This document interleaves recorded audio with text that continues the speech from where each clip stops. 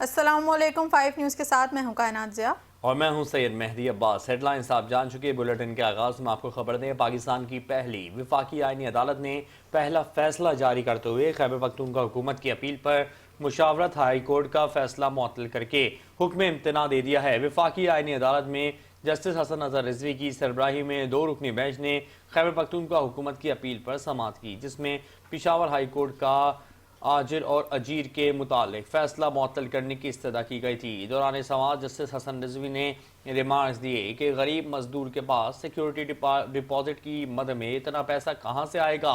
इस पर additional advocate general Shah Faisal ने कहा कि माई लॉर्ड, ये केस गरीब मजदूरों से मुतालिक है। कानून ये है कि कोई निजी इदारा मजदूर को काम से निकालेगा तो उसके वाजिबात अदा करेगा।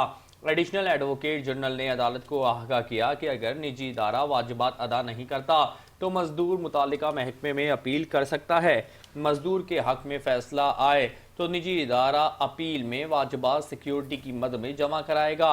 एडिशनल एडवोकेट जनरल ने कहा कि पिशावर हाई कोर्ट ने निजी इदारे की अपील के साथ सिक्योरिटी डिपॉजिट में की शर्त भी खत्म कर दी है। पिशावर हाई कोर्ट का फैसला मुअत्तल करके हुक्म इम्तना दिया जाए। अदालत ने मुतालिका फरीकैन को नोटिस जारी कर दिया और पिशावर हाई कोर्ट के फैसले पर हुक्म इम्तना भी जारी कर दिया।